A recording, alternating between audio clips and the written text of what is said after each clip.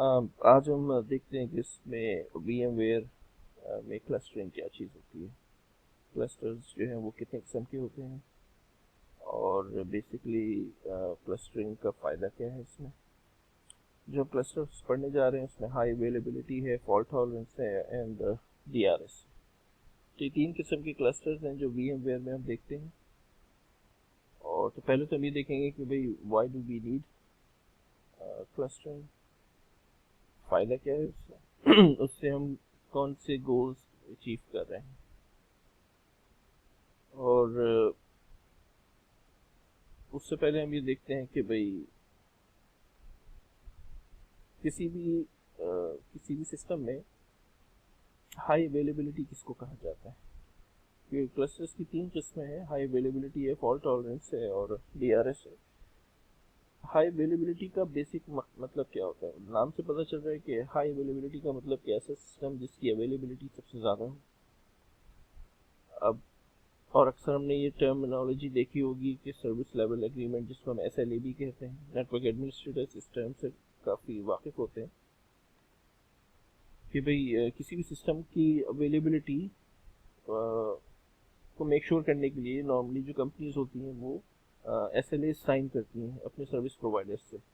अगर कोई भी सर्विस प्रोवाइडर है जिसमें उनका डेटा रखा हुआ है, या कोई किसी भी किस्म का सर्विस प्रोवाइडर हो सकता है, वो आपका इंटरनेट सर्विस प्रोवाइडर हो सकता है या वो आपका क्लाउड सर्विस प्रोवाइडर हो सकता है जहाँ पर आपने अपने सारे सिस्टम्स रखे हुए हैं। तो जब आप अपना डेटा और अपने सिस्टम्स को क्लाउड पे रख रहे हैं तो जाहिर है फिर आप कोई ना कोई उनसे एग्रीमेंट भी करते हैं कि भाई हमारा सिस्टम जो है वो कितने उसमें डाउन टाइम कितना होगा या उसका अप टाइम क्या होगा। अक्सर आप देखते हैं कि बहुत से सर्विस प्रोवाइडर्स हैं, वो कहते हैं कि भाई हमारा 99% अप टाइम है। अब बज़ाहिर 99% ऐसा लग रहा है कि भाई ये ज़बरदस्त है, क्योंकि 99% आपका सिस्टम अप रहेगा। और ये सुनकर जाहिर है कि आप कहेंगे कि यार ये तो बेहतरीन है, 1% से क्या होता है। लेकिन अगर आप गौर करें तो ये 1% जो होता है ये काफ़ी होता है। अगर आप साल में 365 डेज होते हैं, 99% का मतलब है कि तकरीबन 3.5 दिन आपका सिस्टम डाउन रह सकता है। तो SLA साइन करते वक्त जो एडमिनिस्ट्रेटर्स होते हैं उनको बड़ी नॉलेज होनी चाहिए SLA के मुतालिक कि भाई वो जो चीज़ साइन कर रहे हैं उसका मतलब क्या है। 99.9% का मतलब ये है कि तकरीबन आपके साल में 9 घंटे के करीब नेटवर्क डाउन होगा। ये अच्छा बड़ा टाइम होता है। अगर कोई क्रिटिकल इन्वायरमेंट है, बैंक इन्वायरमेंट है जहाँ मुस्तकिल कस्टमर्स भी होते हैं, या और कोई क्रिटिकल इन्वायरमेंट है, तो वहाँ पर 9 घंटे का डाउन टाइम चाहे वो एक साल में हो लेकिन काफ़ी काउंट होता है। तो जैसे आप जिसको, अगर मैं इसको मज़ीद देखूँ कि अगर आपसे कहा जा रहा है 99% अप टाइम होगा, तो आपके साल में 365 डेज होते हैं। 365 का अगर मैं 99% निकालूँ तो इसका मतलब वो है कि डिवाइडेड बाय 100, और इसको मैं मल्टीप्लाई कर देता हूँ 99 से, तो आप ये देख सकते हैं कि 361 डेज ये सिस्टम अप रहेगा। यानी अगर इसको मैं 365 में से माइनस करूँ तो इसका मतलब है कि तकरीबन 3 घंटे या 3 दिन और 0.65, यानी तकरीबन 3.5 दिन से भी ज़्यादा ये सिस्टम डाउन रह सकता है, जो कि अच्छा खासा टाइम है। अगर मैं इसको मल्टीप्लाई कर दूँ 24 से, क्योंकि एक दिन में 24 घंटे होते हैं, तो ये तकरीबन 87.6 आवर्स। तो SLAs जो है वो बड़े देख कर साइन किए जाते हैं। आप देख सकते हैं इवन 99.99% में भी 52 मिनट्स आ रहे हैं, यानी 52 मिनट्स का डाउन टाइम होगा। लेकिन हाई अवेलेबिलिटी है बहरहाल। जाहिर है कि अब कोई सिस्टम भी 100% तो अवेलेबल नहीं होता। बहुत ही कम सर्विस प्रोवाइडर्स हैं जो आपको 100% अप टाइम देंगे। डाउन टाइम कभी तो आता ही है। और जितना SLAs में जितना अप टाइम होगा ज़्यादा, ऑब्वियसली फिर उसके सर्विस चार्जेस भी ज़्यादा होंगे, क्योंकि जितना अप टाइम होगा वो उसके फिर पैसे ज़्यादा लेंगे आपसे, ऑब्वियसली। तो ये डिपेंड करता है कि आपका बजट कितना है और आपका डेटा कितना क्रिटिकल है। अगर आपका डेटा बहुत क्रिटिकल है तो फिर आप ऑब्वियसली जाएंगे 99.999% पर। लेकिन फिर उस हिसाब से फिर आपको उसका बजट भी होगा, फिर उसके चार्जेस भी आपको फिर उसी हिसाब से देने पड़ेंगे। तो ये तो सर्विस लेवल एग्रीमेंट्स हैं कि किस तरह से आपने अपने नेटवर्क को चलाना है, डिपेंडिंग कि आपका डेटा कितना क्रिटिकल है और आप कितना चाहते हैं कि वो data all the time up रहे। अब आते हैं कि भाई सर्विस लेवल एग्रीमेंट्स यानी हाई अवेलेबिलिटी जो है, वी स्फीयर हाई अवेलेबिलिटी क्या है, जिसको आप देख रहे हैं ना कि क्लस्टरिंग। हम सबसे पहले तीन चीज़ें एच ए है, एफ टी ए और डी आर एस है, तो हम सबसे पहले पढ़ने जा रहे हैं कि भाई एच ए क्लस्टर क्या होता है। बहुत ही इंपॉर्टेंट टॉपिक है ये। उसकी वजह ये है कि हाई वर्चुअलाइजेशन में या वी एम वेयर में सिर्फ ई एस एक्स सर्वर्स को बना लेना ही काफ़ी नहीं है, या उसमें वर्चुअल मशीन्स का चला लेना ही काफ़ी नहीं है। नेटवर्क एडमिनिस्ट्रेटर को अच्छी तरह पता होना चाहिए कि उस सिस्टम में या अपने डेटा सेंटर में किस तरह से मेक श्योर करना है कि systems are up all the time. ठीक है, उसमें रिडंडेंसी कितनी है। एक सिस्टम अगर डाउन हो जाए, क्योंकि आपका ESX सर्वर है, उसके अंदर 20 मशीनें हैं लेट्स सपोज, तो अगर आपका ESX सर्वर ही डाउन हो गया तो 20 की 20 वर्चुअल मशीन्स भी डाउन हो जाएंगी। बहुत बड़ा नुकसान है ये। तो किस तरह से रिडंडेंसी प्रोवाइड की जाए कि इन case of hardware failure, in case of system crash, when I say system crash it means ESX servers, if the ESX server is crashed, तो आप किस तरह से अपनी वर्चुअल मशीन्स को बचाएंगे। इसी चीज़ को हम देख रहे हैं कि रिडंडेंसी, और इसी चीज़ की इसी वजह से ये कॉन्सेप्ट आया क्लस्टरिंग का कि अपने ESX सर्वर्स को जो है आप क्लस्टर्स की फॉर्म में बनाएं। तो क्लस्टरिंग किसको कहते हैं? Basically group of similar things. यानी क्लस्टर बनता ही एक जैसी चीज़ों का एक ग्रुप है जो एक दूसरे से दे आर लिंक टुगेदर। अच्छा, तो पहले तो हम देखते हैं कि भाई मैं इन स्लाइड्स पर बाद में आता हूँ, पहले हम देखते हैं कि भाई क्या मतलब है हमारे पास से। फॉर एग्जांपल आपके पास ये 1, 2 और ये तीन ESX सर्वर्स हैं, ये 3 हार्डवेयर हैं। लेट्स सपोज कि आपके पास ये ESX सर्वर है, आपने इसमें वर्चुअल मशीन्स बनाई 1, 2, 3, 5, 10 जितनी भी आपने बनानी है। तो एक तो ये होगा कि भाई जब आप वर्चुअल मशीन बनाते हैं तो वो वर्चुअल मशीन जब बनाते वक्त वो आपसे पूछता है कि भाई इसको कहाँ सेव करना है। यानी जो वर्चुअल मशीन का ये जो फोल्डर है, ये जो फाइल बनती है बेसिकली, क्योंकि ये तो एक सॉफ्ट फाइल है ना, ये जो कि आपकी सेव हो जाती है उसी हार्ड डिस्क में, तो आपसे वो लोकेशन पूछता है। तो आप उसको यकीनन अपने ESX सर्वर की ही लोकेशन एक दे देते हैं। तो ये वर्चुअल मशीन बन भी इसी सर्वर पे रही है और उसकी जो फाइल है वो सेव भी इसी सर्वर पे हो रही है। लेकिन उससे होगा क्या कि अगर ये सर्वर डाउन हो गया तो ये वर्चुअल मशीन भी सारी की सारी ऑब्वियसली गायब हो जाएगी, ख़त्म हो जाएंगी। तो रिडंडेंसी प्रोवाइड करने के लिए या क्लस्टर बनाने के लिए, और जो काम इस ESX सर्वर में हुआ, हर इंडिविजुअल हर ESX सर्वर का यही हाल होगा कि वर्चुअल मशीन्स आप बनाएंगे वो उधर ही सेव करेंगे। इसकी वर्चुअल मशीन्स इधर सेव होंगी, इसकी वर्चुअल मशीन्स इधर सेव होंगी। तो in case of any hardware failure those virtual machines will be crashed as well. ठीक है, basically those virtual machines are gone अगर ये ESX सर्वर डाउन हो जाता है। तो रिडंडेंसी तो फिर कहीं नहीं रही। रिडंडेंसी प्रोवाइड करने के लिए फिर क्लस्टरिंग का कॉन्सेप्ट आया। तो क्लस्टरिंग का कॉन्सेप्ट क्या था कि इन तीनों सर्वर्स, 3 हो, 4 हो, 10 हो, 15 हो, जितने भी हो, इनका एक ग्रुप बना लिया गया, इनको मिलाकर एक ग्रुप बनाया गया और आपस में फिर ये एक दूसरे से कम्युनिकेट करेंगे नेटवर्क हार्टबीट्स के जरिए, अपनी ज़िंदगी के बारे में बताएंगे। तो एक ग्रुप ऑफ सर्वर्स है ये बेसिकली, या pool of servers and pool of virtual machines. एक पूल बन गया पूरा का पूरा ही,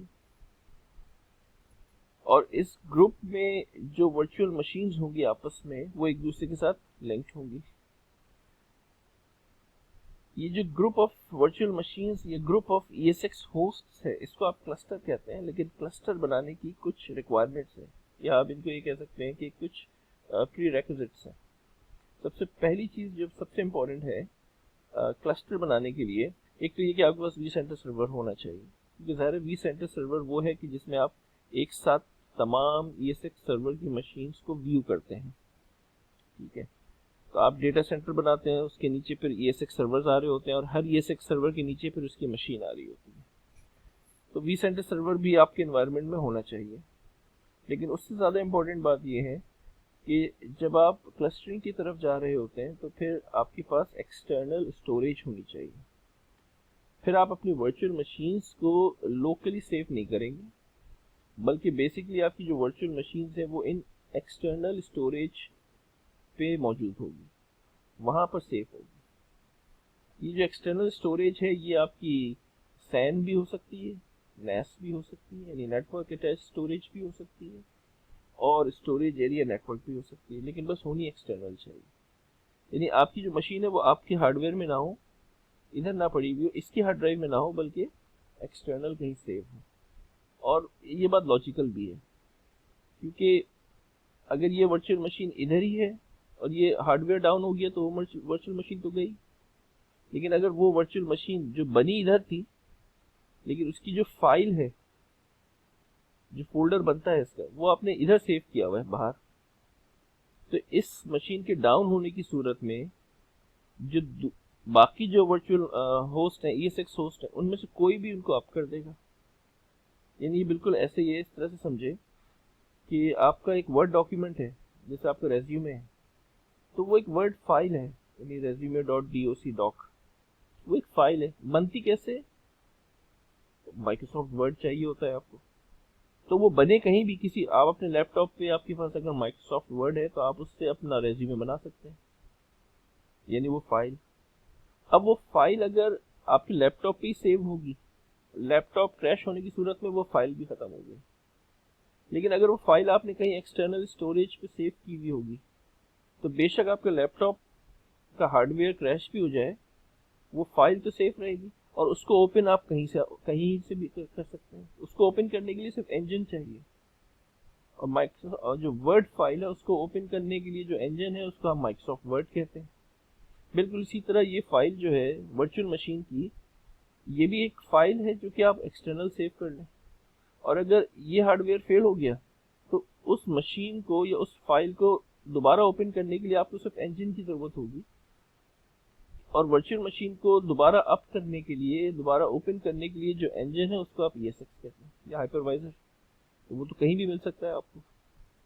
तो ये बिल्कुल वही है कि जैसे वर्ड की फाइल आप कहीं और रखेंगे तो सेफ रहेगी, उसको फिर कहीं से भी ओपन कर लें।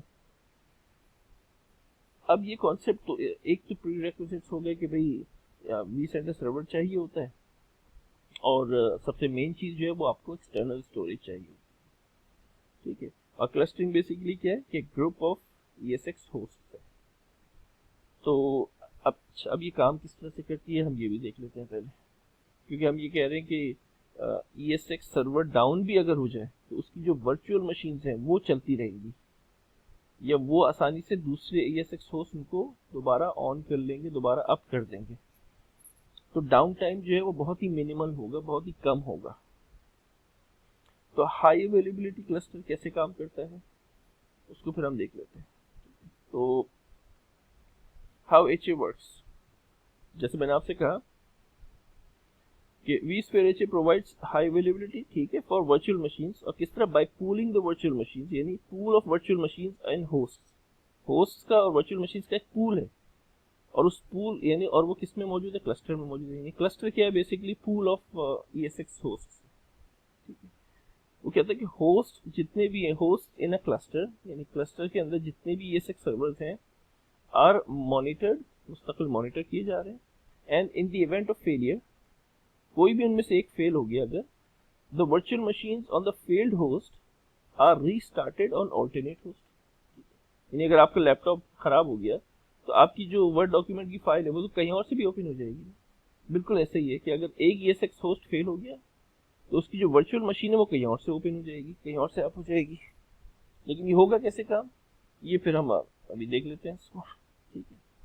होता क्या है बेसिकली कि जैसे ही आप ESX होस्ट जितने भी हैं, 3 4 5, इनको मिलाकर एक ग्रुप बनाते हैं या एक क्लस्टर बनाते हैं, यानी when an HA cluster is created, a single host is automatically elected as a master host। यानी ये 3 है, इनमें से एक ऑटोमेटिकली मास्टर होस्ट बन जाता है, और इसका काम होता है कि ये कंटिन्यूअसली कम्युनिकेट करता है vCenter सर्वर से, क्योंकि vCenter सर्वर के पास सारी इंफॉर्मेशन होती है तमाम होस्ट की।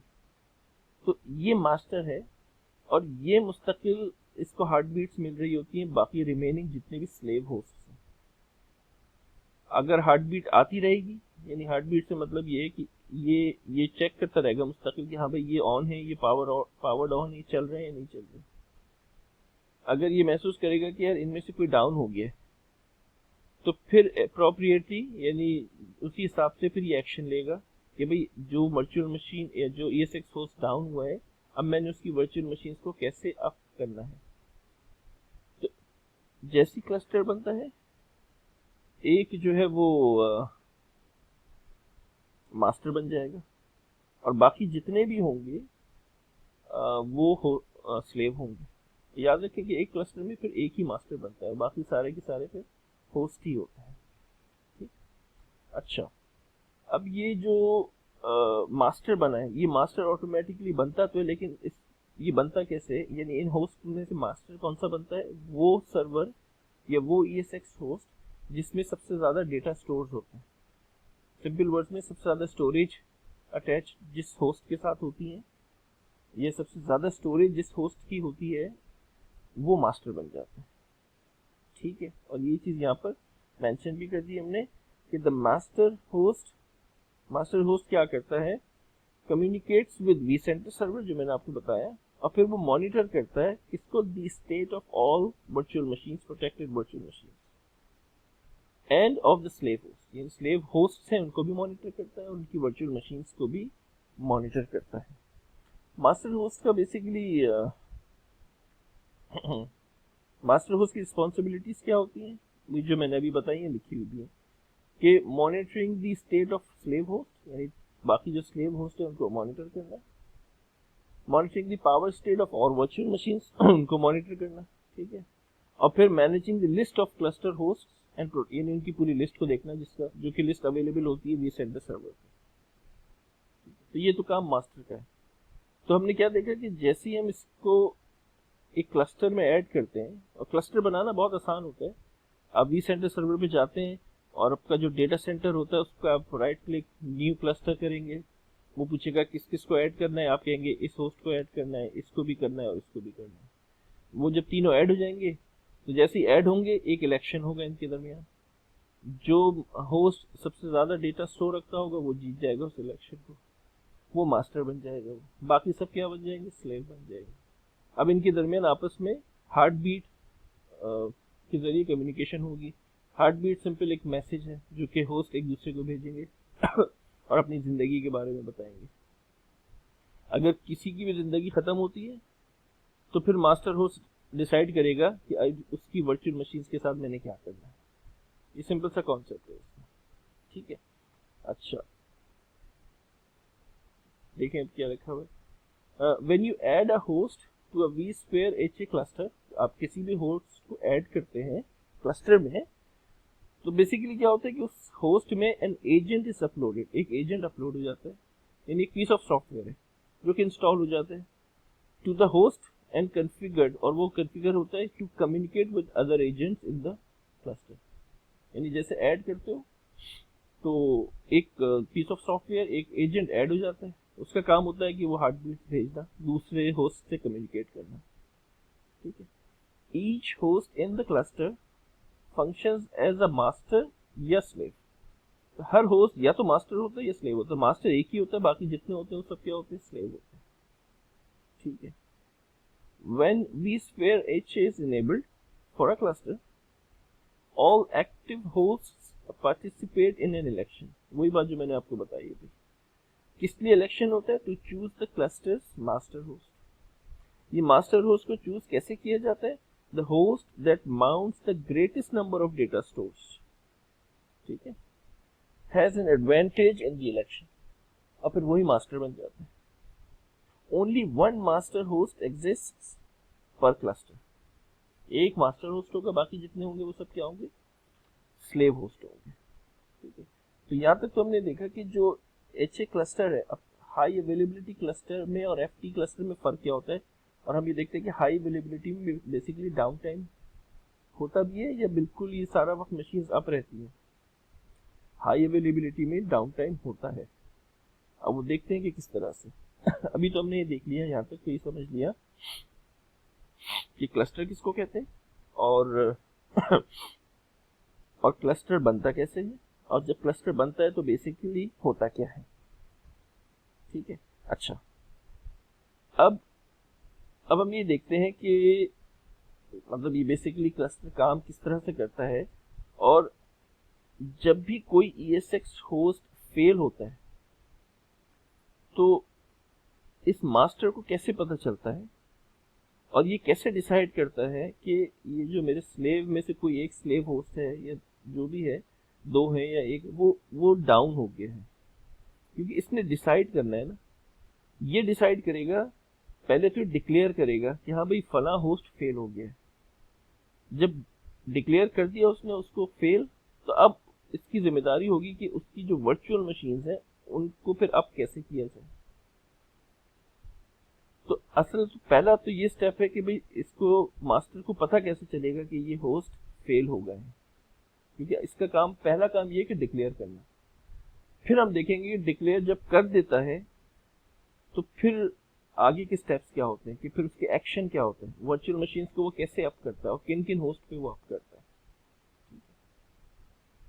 तो देखते हैं भाई इसमें, जैसे फॉर एग्जांपल यहाँ लिखा हुआ है, जिसमें अब एक चीज और देख लें कि जैसे ये वर्चुअल मशीन है, अब ये क्लस्टर बन गया है ये। तो वर्चुअल मशीन्स बेसिकली यानी जो ESX होस्ट्स हैं, बेसिकली एक तो ये के नेटवर्क से कनेक्टेड है, तो इनकी नेटवर्क हार्ट बीट्स होती हैं। नेटवर्क हार्ट बीट्स का मतलब है कि मतलब नॉर्मल इनका एक नेटवर्क कार्ड है जो कि नेटवर्क से कनेक्टेड है, और वो मुस्तकिल एक मैसेज भेज रहा है vCenter सर्वर को, और वो मैसेज ESX होस्ट को मिल रहा है जो मास्टर है। तो जितने स्लेव हैं वो अपनी जिंदगी के बारे में नेटवर्क हार्ट बीट, नेटवर्क में एक मैसेज है जो कि ESX होस्ट जो मास्टर है उस तक भी पहुंचता है। इसको पता चलता रहता है नेटवर्क हार्ट बीट के जरिए कि ये होस्ट जिंदा है, लाइव है। दूसरी एक चीज होती है जिसको हम डेटा स्टोर हार्ट बीट भी कहते हैं। वो क्या होती है कि ये वर्चुअल मशीन ESX होस्ट जो है, तो एक नेटवर्क कार्ड के जरिए तो ये नेटवर्क से कनेक्टेड है। अच्छा, आपने पहले भी पढ़ा था कि जो ESX होस्ट होते हैं उनमें एक मैनेजमेंट नेटवर्क होता है, जिसको मैं अभी ये बेसिकली मैनेजमेंट नेटवर्क है, जिसको एक IP एड्रेस दिया जाता है और जिससे आप कनेक्ट होते हैं। लेकिन उनका एक उसी में एक कर्नल नेटवर्क भी होता है, ये कर्नल पोर्ट भी होती है, और kernel port basically external hardware से कनेक्ट होने के काम आती है, और उसको भी एक अलग IP एड्रेस दिया जाता है। तो आमतौर पे जो कर्नल पोर्ट होती है वो दूसरा यानी एक और दूसरा नेटवर्क कार्ड यूज करती है। आमतौर पे ये सिनेरियो बनता है। तो लेट्स सपोज कि मैं अस्यूम कर रहा हूँ कि इस ESX होस्ट में दो नेटवर्क कार्ड है, तो एक नेटवर्क कार्ड तो आपका कनेक्टेड है नेटवर्क से, और दूसरा यानी नॉर्मल नेटवर्क से जो कि आपके जिस पे ESX सर्वर भी चल रहा है, vCenter सर्वर भी चल रहा है, और इसका दूसरा जो नेटवर्क कार्ड है वो कनेक्टेड है कर्नल पोर्ट से, और बेसिकली वो कनेक्टेड है आपकी स्टोरेज से, जो कि आपकी नेटवर्क स्टोरेज है। वो SAN भी हो सकती है, वो नेटवर्क स्टोरेज भी हो सकती है, यानी NAS भी हो सकती है। तो जो नेटवर्क कार्ड स्टोरेज से कनेक्टेड है उस वहां पर भी मुस्तकिल कम्युनिकेशन हो रही है, उसको डेटा स्टोर हार्ट बीट्स कहते हैं। तो बेसिकली इस होस्ट की जिंदगी बताने के दो तरीके हैं। एक तो उसकी नेटवर्क हार्ट बीट है, यानी ये समझ लें कि इसके दो दिल हैं। एक उसका नेटवर्क, एक दिल उसका नेटवर्क से लगा हुआ है, और एक दिल उसका स्टोरेज पे चल लगा हुआ है। दोनों ही इसके लिए बहुत इंपॉर्टेंट है, क्योंकि नेटवर्क से कनेक्ट होना भी इसको ज़रूरी है, लेकिन उसकी जो वर्चुअल मशीन्स हैं वो तो बेसिकली यहाँ पड़ी हुई है। तो दिल का एक हिस्सा तो उसका यहाँ पड़ा हुआ है, तो उसको इसके लिए भी बहुत ज़रूरी है कि इससे मुस्तकिल इसकी कम्युनिकेशन रहे। ठीक है, तो ये दो चीज़ें आपको पता होनी चाहिए कि नेटवर्क हार्ट बीट क्या होती है और डेटा स्टोर हार्ट बीट क्या होती है, और आमतौर पर दोनों के लिए अलग अलग नेटवर्क कार्ड्स का इस्तेमाल होता है। ठीक है, एक से भी वैसे हो सकता है ये, लेकिन फिर वो एक ही नेटवर्क कार्ड होगा तो मैनेजमेंट नेटवर्क भी वही होगा, और उसी से फिर आपने कर्नल पोर्ट को भी कॉन्फ़िगर किया होगा, तो दोनों फिर एक ही नेटवर्क पे चल रही होंगी। लेकिन आमतौर पे ESX होस्ट में ये करते हैं कि स्टोरेज के लिए अलग नेटवर्क कार्ड यूज़ करते हैं, और नॉर्मल नेटवर्क से कनेक्ट होने के लिए मल्टीपल नेटवर्क कार्ड्स का इस्तेमाल किया जाता है। ठीक है, अच्छा, अब आगे इसको मजीद देखते हैं कि जो अभी जैसे मैं कहा आपने 3 मशीन है ये, तो अब इनमें से फॉर एग्जांपल कोई एक मशीन डाउन हो जाती है, ठीक है, तो क्या क्या सिनेरियोज बन सकते हैं। अगर कोई एक मशीन डाउन होती है तो सबसे पहली चीज तो ये है कि इस मास्टर वाले का काम है कि उसको डिटेक्ट करे कि आया ये डाउन भी हुई है या नहीं हुई है। ऐसा नहीं है कि बस इसको क्योंकि जब मशीन डाउन होगी तो इसने फिर कोई ना कोई एक्शन लेना होगा ना। इसको कहीं से रिपोर्ट मिल गई कि यार ये मशीन डाउन हो गई है, लेकिन असल में ये डाउन हुई नहीं थी, और कोई फेक रिपोर्ट मिल गई, अभी बताऊंगा इस तरह से।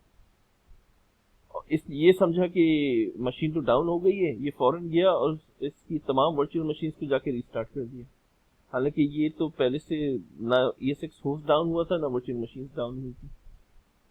तो किस तरह से इसकी सिनेरियोज हैं मुख्तलिफ।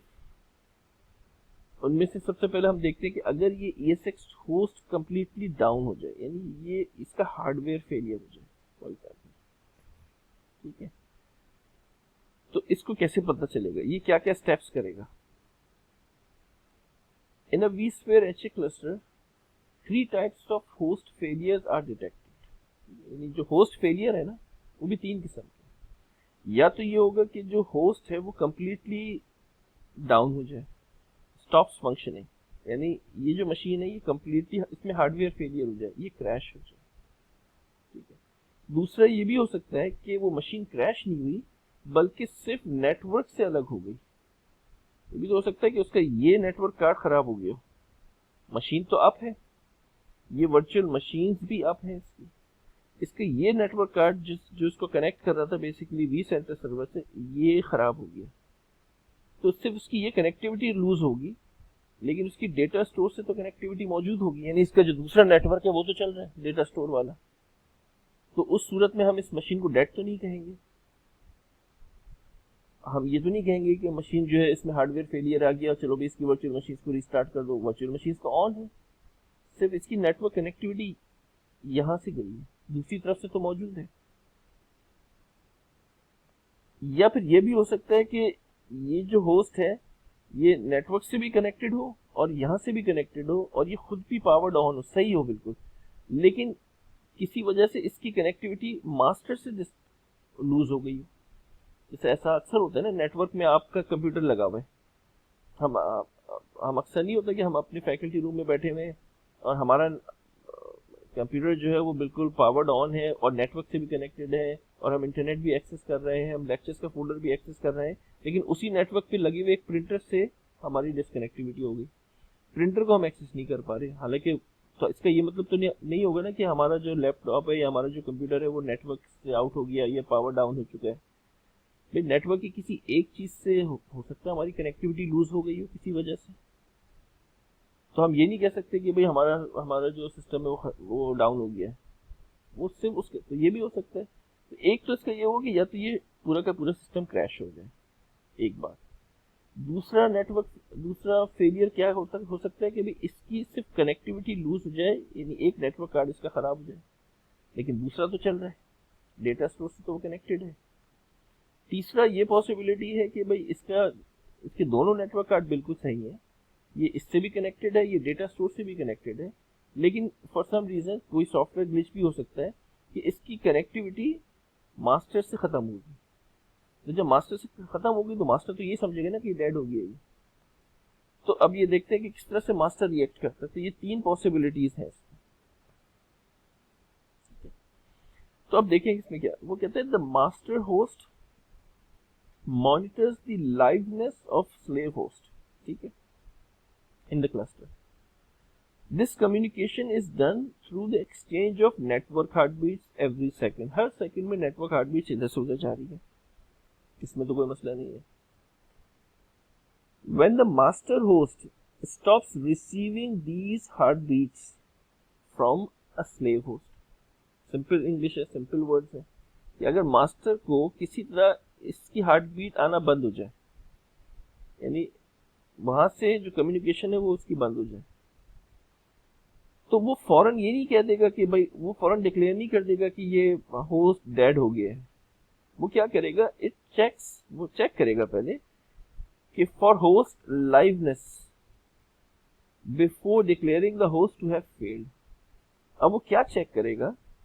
It will check whether the slave host is exchanging heartbeats with one of the data stores. यानी इसकी तरफ से पैगाम आना बंद हो गया अगर मास्टर को, तो मास्टर ये नहीं करेगा जल्दबाजी में कि फौरन फैसला कर दे कि भाई ये डाउन हो गया है। नहीं, वो देखेगा कि भाई अगर मुझे नेटवर्क हार्टबीट्स नहीं मिल रही तो क्या ये होस्ट स्टोरेज से अभी भी कनेक्टेड है या नहीं है। अगर वो देखता है कि यार स्टोरेज से तो कनेक्टेड है, इसका मतलब ये होस्ट तो डाउन नहीं हुआ, तो उस सूरत में ये क्या करेगा? If such a slave host is exchanging heartbeats with the data store, यानी वो जो होस्ट है अगर वो हार्टबीट्स एक्सचेंज कर रहा है किसके साथ? डेटा स्टोर के साथ, तो फिर मास्टर ये अस्यूम करेगा कि that it is in the network partition और नेटवर्क आइसोलेटेड। यानी वो अस्यूम करेगा कि भाई इसका मतलब है कि इसकी नेटवर्क से डिस्कनेक्टिविटी हुई है, यानी नेटवर्क आइसोलेशन में चला गया वो, लेकिन वो स्टिल अप है, और जब होस्ट अप है तो उसकी वर्चुअल मशीन्स भी अप है, इसका मतलब है। तो फिर वो क्या करेगा? And so continues to monitor the host and its virtual machines. मतलब वो फिर डिपेंड करता है, अक्सर इसमें ये होता है कि नेटवर्क एडमिनिस्ट्रेटर फिर सेटअप करते हैं, इसको कहते हैं एडमिशन कंट्रोल, कि अगर वो नेटवर्क आइसोलेशन में चला गया तो फिर ये सेटिंग की जाती है कि या तो ये कंटिन्यू कर ले मॉनिटरिंग, कोई मतलब एक्शन ना ले, या फिर मजीद एक्शंस डिफाइन किए जाते हैं कि भाई अगर ये देखता है कि भाई इसकी नेटवर्क हार्टबीट्स नहीं आ रही, ये नेटवर्क आइसोलेशन में चला गया है, ऑल्दो कि ये अप है और इसके डेटा स्टोर से कनेक्टिविटी भी अप है, लेकिन उस सूरत में भी फिर आपकी मर्जी होती है नेटवर्क एडमिनिस्ट्रेटर की कि वो इसको कहते हैं कि वो क्या एक्शन ले, क्या वो फिर भी रीस्टार्ट कर दे मशीन्स को, या शट डाउन कर दे, या फिर उसको बस ऐसे ही चलता रहने दे। तो आमतौर पे ये होता है कि फिर ये होस्ट जो है मास्टर, ये इसको इग्नोर करता है, कहता है कि ये ऑन है तो इसको चलता रहने दो जैसे चल रही है, ठीक है। तो अभी तो ये डिक्लेयर होना है कि भाई ये मास्टर, ये जो होस्ट है ये डाउन हुआ भी है या नहीं हुआ। लेकिन अब हम एस्यूम करते हैं कि लेट्स सपोज ये क्रैश हो गया कंप्लीटली, ठीक है। यानी वो जो 3 केसेस हैं इसके, हम ये देखेंगे कि 3 केसेस क्या हैं, कि या तो ESX होस्ट कंप्लीटली फेल हो गया, यानी मास्टर को पता चल गया है, मास्टर ने अच्छी तरह चेक कर लिया कि भाई इसकी नेटवर्क हार्टबीट भी नहीं आ रही और ये डेटा स्टोर से भी कनेक्टेड नहीं है, वो हार्टबीट भी इसकी जा चुकी है। तो अब ये डिसाइड करेगा कि हाँ भाई ये डाउन हो गया, यानी इसका कंप्लीट फेलियर है। तो एक तो ये कंडीशन है कि भाई ये कंप्लीट फेल हो चुका है। दूसरा ये भी हो सकता है कि भाई इसमें चलती हुई कोई, ये फेल नहीं हुआ लेकिन इसमें चलती हुई कोई मशीन फेल हो गई। तब ये मास्टर होस्ट क्या करेगा? एक तो ये कि जब होस्ट फेल हो जाए तब इसने क्या करना है, होस्ट चल रहा है लेकिन उसकी चलती हुई एक मशीन फेल हो गई, तब इसने क्या करना है। और इवन होस्ट भी चल रहा है, मशीन भी चल रही है, लेकिन मशीन के अंदर कोई एप्लीकेशन थी जो रन कर रही थी, वो क्रैश कर गई, वो फेल हो गई। उस सूरत में ये क्या करेगा? ये 3 सिनेरियोज हैं जिनको हम जल्दी यानी क्विकली हम इसको पढ़ लेते हैं, क्योंकि कोई इतने टेढ़े नहीं है। अगर ये होस्ट फेल हो गया कंप्लीटली, यानी मास्टर ने डिसाइड कर दिया, अच्छी तरह चेक किया, नेटवर्क हार्टबीट भी नहीं आ रही, स्टोरेज हार्टबीट भी नहीं आ रही, तो इसने डिसाइड किया कि हाँ भाई, इसने अनाउंस कर दिया ये फेल हो गया।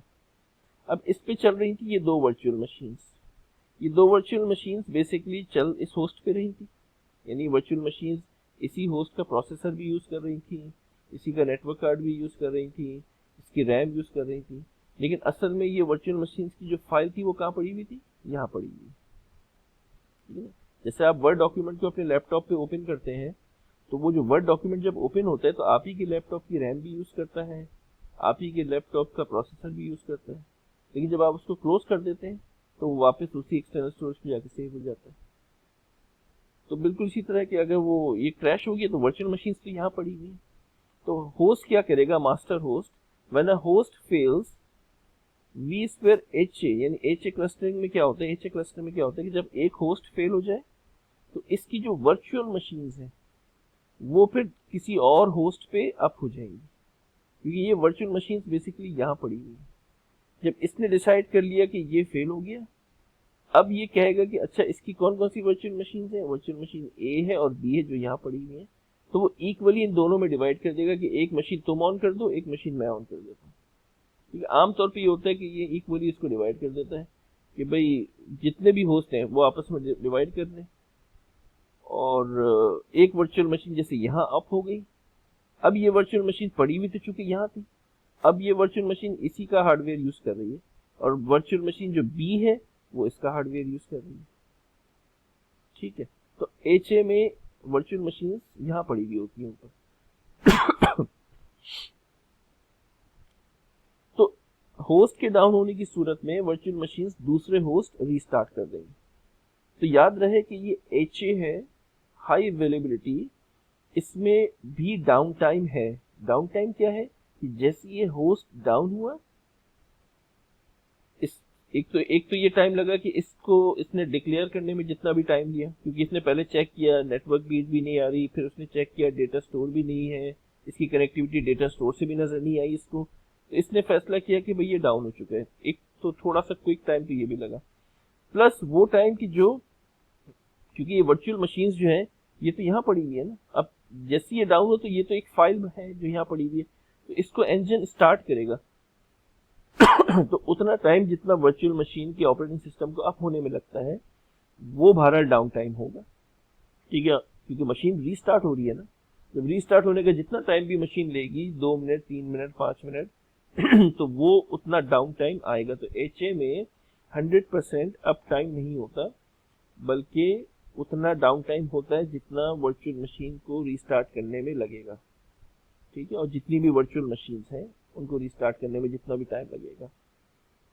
ठीक है, एक तो ये सिचुएशन है। दूसरे ये हमने कहा कि भाई होस्ट तो चल रहा है, लेकिन उस पर चलती हुई एक मशीन डाउन हो गई है। क्योंकि जो मास्टर है ना, उसकी तो कम्युनिकेशन वी सेंटर से हो रही होती है और वी सेंटर सर्वर में पूरी लिस्ट है मशीन्स की सबकी। तो होस्ट, जो मास्टर होस्ट है तो मुस्तकिल चेक कर रहा होता है भाई कि एक वो ESX होस्ट को भी देख रहा होता है कि भाई ये सारे इनसे हार्ट बीट आ रही है, प्लस उनकी वर्चुअल मशीन्स भी मतलब कोई क्रैश तो नहीं हो गई, कोई अनएक्सपेक्टेडली शटडाउन तो नहीं हो गई है। तो ये क्या करता है कि अगर कोई वर्चुअल मशीन डाउन हुई है तो सिंपल उस वर्चुअल मशीन को उसी होस्ट पे रीस्टार्ट कर देगा, फिर उसका जरूरत नहीं, क्योंकि होस्ट तो डाउन नहीं हुआ ना, तो किसी और होस्ट का जरूरत नहीं उस वर्चुअल मशीन को जाके अपने रीस्टार्ट करने की, उसी मशीन को रीस्टार्ट। जैसे आपका लैपटॉप भी है, अगर आपका लैपटॉप क्रैश हो जाता है, आपका ऑपरेटिंग सिस्टम हैंग हो जाता है, तो आप क्या करते हैं कि भाई आप उस मशीन को रीस्टार्ट कर देते हैं, आमतौर पर ये होता है। अब विंडोज में तो ये चीज मशहूर है ना कि जो हर मसले का हल एक ही हल है, रीस्टार्ट। तो ये होस्ट क्या करता है, मास्टर होस्ट, कि उसी ESX होस्ट पे उसको रीस्टार्ट कर देता है। तो आमतौर पर ये होता है कि रीस्टार्ट करने से वो वर्चुअल मशीन अगर हैंग हुई भी थी, क्रैश हो गई थी, वो दोबारा चलने लगती है और अगर नहीं चलेगी तो जाहिर है फिर वो इस ESX होस्ट से भी नहीं चलेगी, वो ना इससे चलेगी, क्योंकि जब वो इससे नहीं चल रही इसका मतलब है कि उसकी वर्चुअल मशीन के ऑपरेटिंग सिस्टम में कोई गड़बड़ हो गई है। तो या तो फिर उसको सॉल्व करना पड़ेगा, यानी रेक्टिफाई करना पड़ेगा इशू, या नई वर्चुअल मशीन बनानी पड़ेगी। तो याद रहे कि पहले केस में ESX होस्ट डाउन हुआ, उस कंडीशन में जो उसकी मशीन थी वो दूसरे होस्ट पे रीस्टार्ट हुई। इस केस में ESX होस्ट डाउन नहीं है, बल्कि उसकी एक वर्चुअल मशीन डाउन हो गई, तो उससे हार्ट बीट आना बंद हो गई। जब हार्ट बीट आना बंद हुई, मास्टर ने फौरन चेक किया, उसने कहा कि अनएक्सपेक्टेड शटडाउन, कुछ क्रैश हुआ है, तो वो फौरन गया और उसने इसी सर्वर पे इसको दोबारा रीस्टार्ट कर दिया मशीन को, तो मशीन दोबारा चलने लगेगी। तीसरी कंडीशन भी यही है कि अगर उस वर्चुअल मशीन पे चलती हुई कोई एप्लीकेशन डाउन हो गई, जैसे वही बात है कि आपके लैपटॉप पे ऑपरेटिंग सिस्टम भी हैंग हो जाता है, यानी ऑपरेटिंग सिस्टम में बाज़ दफ़े ये होता है कि कोई आप एप्लीकेशन ओपन करते हैं, एप्लीकेशन हैंग हो जाती है, तो आप तो ये करते हैं कि टास्क मैनेजर पे जाके उस एप्लीकेशन को जो है वो रिमूव कर देते हैं, डिलीट कर देते हैं वहां से, यानी रनिंग प्रोसेस को डिलीट कर देते हैं। अक्सर वहां से भी नहीं होती तो फिर आपको अल्टीमेटली मशीन रीस्टार्ट ही करनी पड़ती है। तो बिल्कुल यहाँ पर भी ऐसे ही है कि अगर इस एप्लीकेशन अगर कोई एप्लीकेशन डाउन हुई है तब भी ESX होस्ट तो चल रहा है, वर्चुअल मशीन भी चल रही थी, लेकिन एप्लीकेशन डाउन हो गई तो ये ESX होस्ट क्या करेगा कि उस मशीन को फिर दोबारा रीस्टार्ट कर देगा।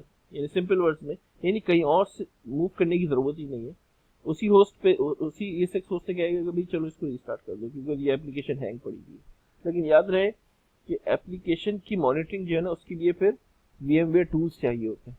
VMware टूल्स इंस्टॉल किए जाते हैं बाकायदा हर मशीन पे, ताकि उसकी एप्लीकेशन को भी मॉनिटर किया जा सके। तो ये है HA फेलियर, यानी HA फेलियर सिनेरियोज, यानी हाई अवेलेबिलिटी क्लस्टर कैसे बनता है, ये क्या होता है। ठीक है, याद रहे कि जब हाई अवेलेबिलिटी क्लस्टर बनता है, यानी जब HA, तो मैंने जैसे आपको पहले भी कहा कि उतना डाउन टाइम होता है कि जितना मशीन रीस्टार्ट करने में होगी। ठीक है, तो ये बात आप अपनी ज़हन में रखें कि ये 100% अप टाइम प्रोवाइड नहीं करता, क्योंकि बहरहाल वर्चुअल मशीन्स को रीस्टार्ट तो होना है। अच्छा, इसमें एक चीज़ और, इस बात का भी ख्याल रखें, क्योंकि अक्सर ऐसा भी हो सकता है कि आपके पास जैसे ये ESX होस्ट है, अब इसमें चल रही थी कोई 20 मशीन, ठीक है, और इसकी जो ओवरऑल यानी 20 वर्चुअल मशीन्स अगर इस पर या 25 वर्चुअल मशीन्स चल रही हैं, और इसकी जो टोटल कैपेसिटी है जैसे रैम है या प्रोसेसर है, वो भी ऑलमोस्ट तकरीबन 40-50% जो है वो यूसेज उसकी चल रही है। ठीक है, ज़्यादा इसकी स्टोरेज तो यूज़ नहीं हो रही क्योंकि वर्चुअल मशीन्स तो सारी इधर सेव हुई है, लेकिन इसका प्रोसेसर तो यूज़ हो रहा है क्योंकि सारी वर्चुअल मशीन्स चल तो इसी होस्ट पे रही है। इसकी रैम भी यूज़ हो रही है। अब 25 वर्चुअल मशीन्स थी, ये होस्ट हो गया डाउन। ठीक है, तो अब 25 वर्चुअल मशीन्स कोई कम नहीं होती है, उनमें कोई ये हो सकता है, उनमें कोई एक्टिव डायरेक्टरी का सर्वर हो, कोई ईमेल का सर्वर हो, कोई FTP मुख्तलिफ सर्वर्स होंगे इसमें यकीनन। अब उन मशीन्स को वो बेसिकली उनकी जो फाइल्स हैं या वो पूरी मशीन्स हैं जो उनकी हार्ड ड्राइव है वो तो यहाँ पड़ी हुई है, लेकिन जब वो मशीन्स अप होती हैं तो बहरहाल उनको रैम चाहिए होती है और उनको प्रोसेसर खर्च होता है, और आपकी जो दो ESX होस्ट हैं वो भी मोरलेस इतने ही ऑक्यूपाई हुए हैं। इसके भी लेट्स सपोज ये भी इसी कॉन्फ़िगरेशन का है, इसके पास भी 20 वर्चुअल मशीन्स चल रही है, इधर भी 20 वर्चुअल मशीन्स चल रही है, तो तीनों तकरीबन कोई 60-70% ऑक्यूपाई हुए हैं, यानी प्रोसेसर और रैम के हवाले से।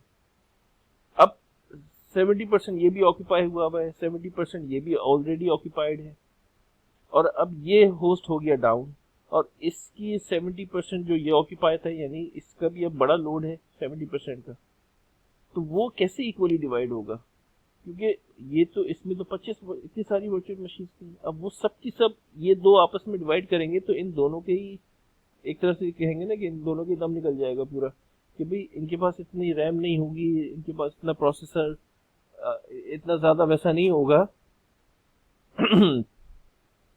तो इसमें फिर ये होता है कि आमतौर पे आप वर्चुअल मशीन्स की प्रायोरिटी भी सेट कर सकते हैं, क्योंकि अगर आप देख रहे हैं कि आपकी जो दूसरे ESX होस्ट हैं वो इतने पावरफुल नहीं है, तो आप फिर इनकी मशीन्स की प्रायोरिटी हर ESX होस्ट में फिर आप मशीन्स की प्रायोरिटी सेट करते हैं कि भाई जो पहले वो मशीन अप हो जिसकी प्रायोरिटी सबसे हाई हो। जैसे आपका एक्टिव डायरेक्टरी सर्वर है तो वो चाहेंगे कि आप वो फौरन अप हो जाए, तो उसकी प्रायोरिटी सबसे हाई होगी, तो वो फिर अप हो जाएगा, और फिर जैसे जैसे प्रायोरिटी लो होती रहेगी फिर आहिस्ता आहिस्ता वो मशीन अप होंगी और एक हद तक होंगी, क्योंकि हर ESX होस्ट में आपने एक थ्रेशोल्ड वैल्यू सेट की हुई होगी कि भाई अगर 60% या 70% से ज़्यादा रैम या प्रोसेसर्स का ऑक्यूपाई हो रहा है तो फिर मशीन्स ये मज़ीद मशीन्स को उसका इंटेक ना करे, यानी मजीद मशीन्स को अप ना करे, तो फिर सिर्फ वही मशीन्स अप होंगी जिनकी प्रायोरिटी हाई होगी। तो आप प्रायोरिटी भी सेट कर सकते हैं वर्चुअल मशीन्स को ऑन। ये ज़रूरी नहीं है कि अगर इसकी 25 ये होस्ट डाउन हुआ तो इसकी 25 की 25 वर्चुअल मशीन्स ही अप हों, बाकी दो में इतनी ताकत अगर नहीं है तो भाई फिर तो मुश्किल में आ जाएगा पूरा एनवायरनमेंट, नेटवर्क एडमिनिस्ट्रेटर सबसे ज़्यादा मुश्किल में आएगा। तो बेस्ट तो यही कि फिर आप प्रायोरिटी सेट करें इसकी, और सिर्फ हाई प्रायोरिटी मशीन्स को आप कहें कि भाई वो अप हो जाए, ताकि आपका जो बेसिक नेटवर्क है वो यानी सिस्टम जो है या एनवायरनमेंट वो चलता रहे। ठीक है तो HA में फिर ये चीज़ होती है। अच्छा, अब मजीद हम देखते हैं इसको आगे कि HA में तो हम ये देख रहे हैं कि यार इसमें आज हमने तीनों सिनेरियोस भी देख लिए कि होस्ट डाउन हो तो क्या होगा, वर्चुअल मशीन डाउन हो तो क्या होगा, और एप्लीकेशन डाउन हो तो क्या होगा। ठीक है। अच्छा, लेकिन अगर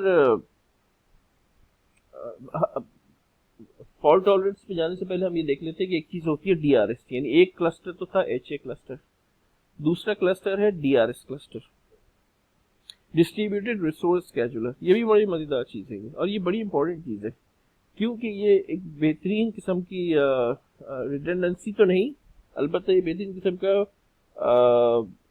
लोड मैनेजमेंट करता है। अब लोड मैनेजमेंट से क्या मतलब है कि VMware vSphere डिस्ट्रीब्यूटेड यानी DRS क्या करता है कि ऐसा feature is a feature that enables a virtual environment to automatically balance itself।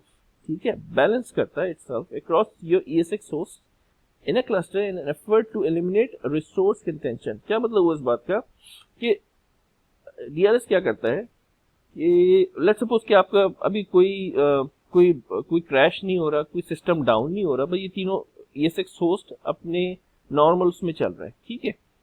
अब आप देखते हैं कि यार एक ESX होस्ट है जो कि मेरी पुरानी मशीन है थोड़ी सी, उस पर 20 वर्चुअल मशीन चल रही हैं। ठीक। दूसरा ESX होस्ट में एक आध 2 साल बाद खरीद के लाया था, ये जरा लेटेस्ट मशीन थी, इस पे भी जो है मेरी कुछ 10-12 वर्चुअल मशीन चल रही हैं, लेकिन इसकी रैम और इसका जो प्रोसेसर है वो ऑलमोस्ट 60% ऑक्यूपाई हुआ है, इसका जो है वो तकरीबन 30% पर है। ये बिल्कुल ही लेटेस्ट है, अभी अभी खरीद के लाया हूँ और इसमें मुश्किल से 5 वर्चुअल मशीन चल रही हैं, तो इसका प्रोसेसर और रैम जो है वो 10% भी ऑक्यूपाई नहीं हो रहा। तो एक वर्चुअल मशीन एक ESX होस्ट पे तो तकरीबन 60-70% लोड पड़ा हुआ है, दूसरी पे 50% लोड है और तीसरी पे सिर्फ 10% लोड है। तो ये तो एक तरह की नाइंसाफी हो गई। DRS अगर आपने क्लस्टर इनेबल किया हुआ इन तीनों को मिलाकर, ठीक है, HA तो इनेबल है लेकिन आप एक साथ 2 क्लस्टर भी चला सकते हैं। अगर DRS इनेबल किया हुआ है आपने, यानी आपने क्लस्टर इन तीनों का बनाया और कहा कि this is a DRS cluster, तो DRS क्या करता है कि बैकग्राउंड में या बैक एंड पे ऑटोमेटिकली इनकी लोड बैलेंसिंग करता है। यानी लोड बैलेंसिंग का मतलब है कि DRS देखेगा एक थ्रेशोल्ड वैल्यू कि अच्छा भाई यहाँ एक आपने थ्रेशोल्ड वैल्यू सेट कर दी कि भाई 60% से ऊपर ना जाए। अब इसने देखा कि यार ये जो ESX होस्ट है ये तो 70% पे जा रहा है, इसका मतलब इसमें बहुत ज़्यादा लोड आ गया।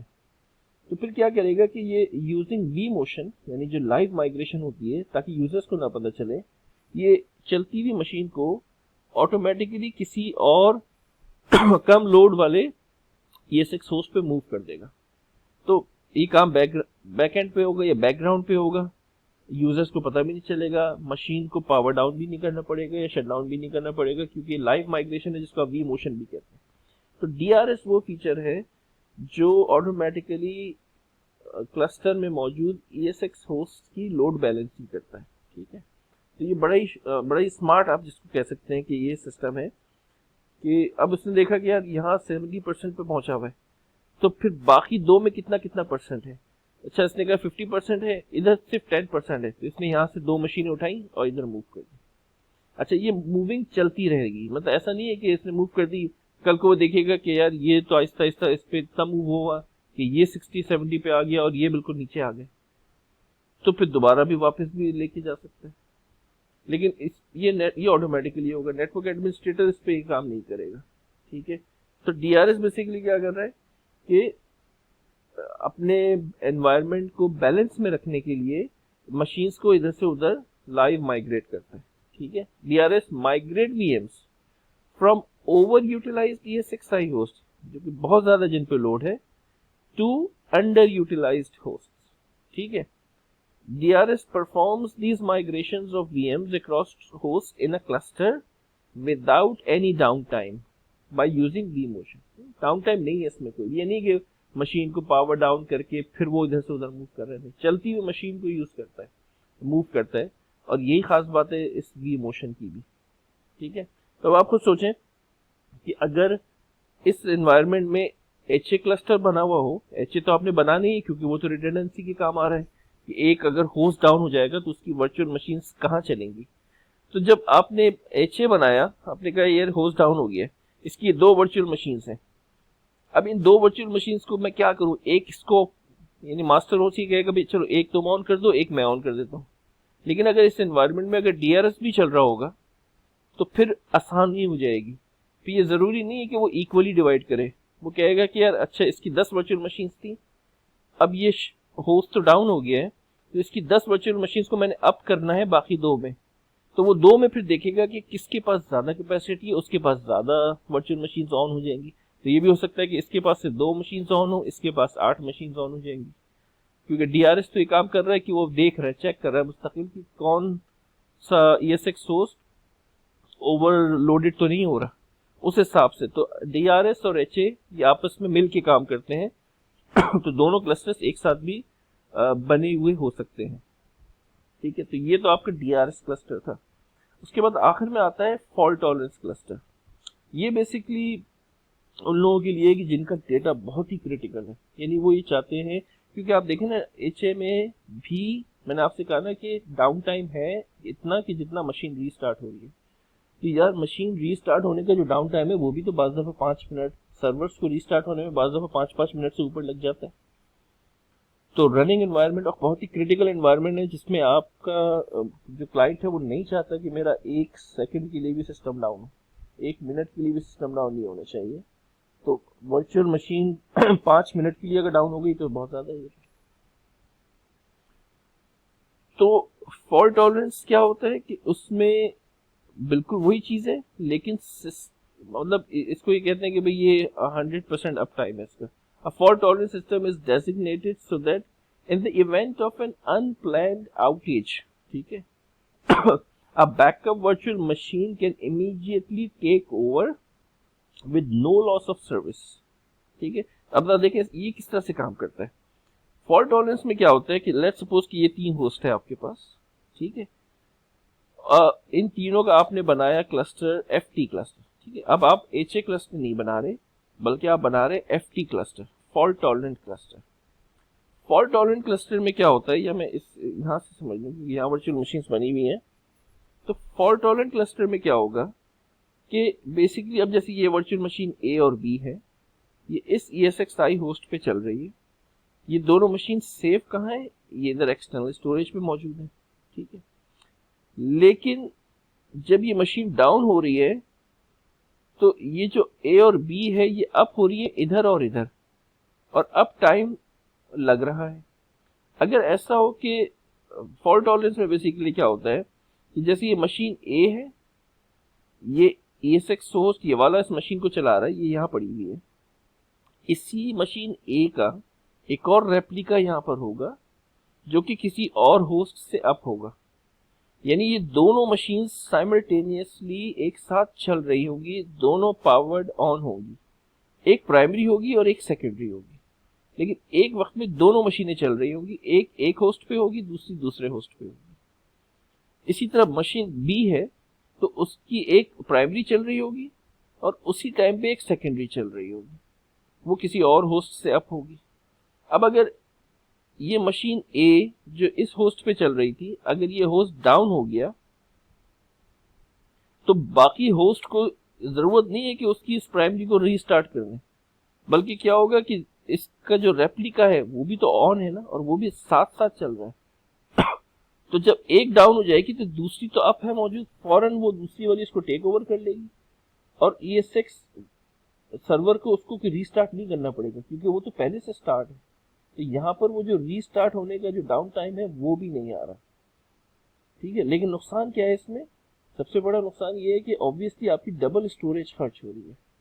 क्योंकि एक वर्चुअल मशीन अगर 50 GB की थी, क्योंकि वर्चुअल मशीन तो छोटी मोटी तो नहीं होती ना, 50-60 GB की बनती है। इस पर ऑपरेटिंग सिस्टम चल रहा है, इस पर सर्वर चल रहा है, इसमें चीज़ें इंस्टॉल हुई हैं।